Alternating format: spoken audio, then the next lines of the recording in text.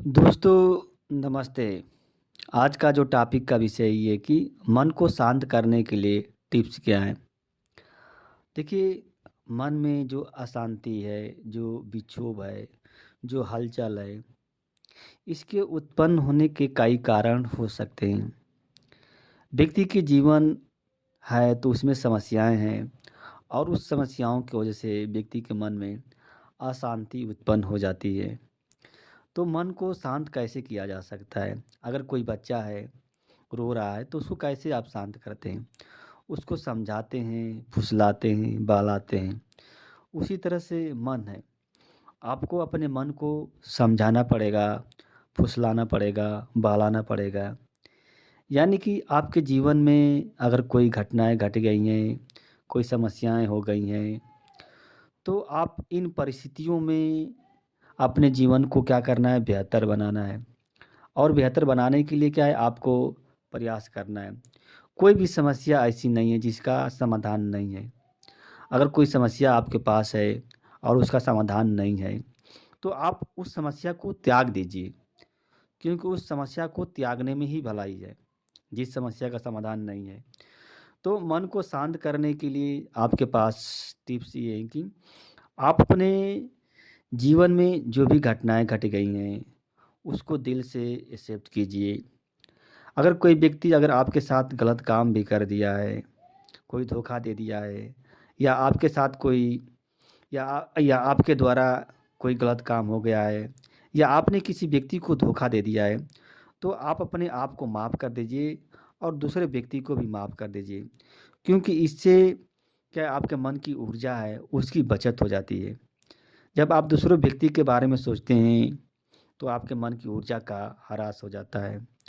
और मन मन को शांत करने के लिए सबसे जो आसान तरीका ये है कि आप अपने मन को किसी काम में व्यस्त कर दीजिए।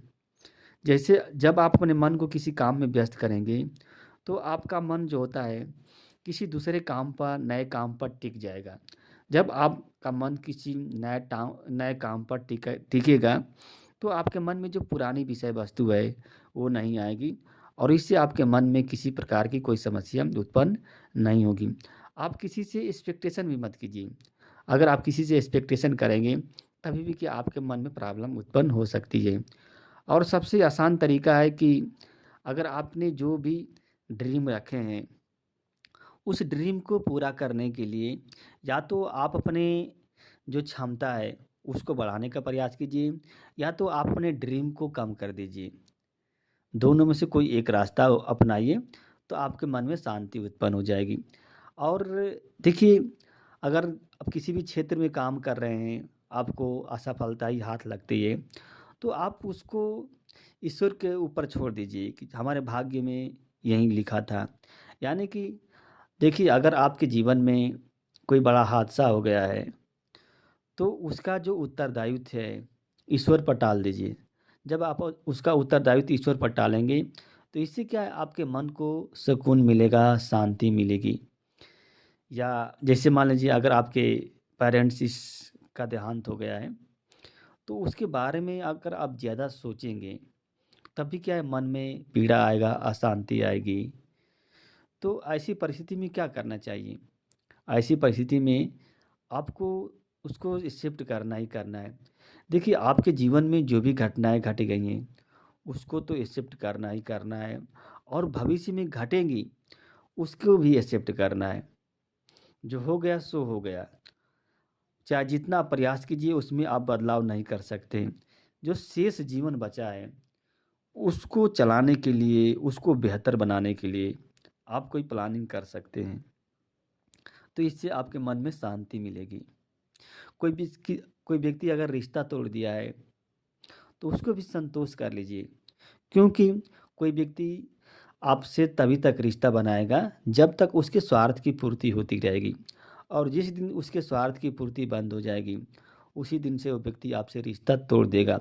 ये मानव का स्वभाव होता है।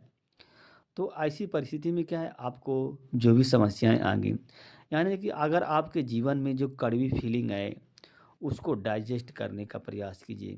आपके मन को शांति मिलेगी। दोस्तों, यह वीडियो अच्छी लगी तो लाइक कीजिएगा और हमारे चैनल को दोस्त सब्सक्राइब कीजिएगा। धन्यवाद, नमस्ते।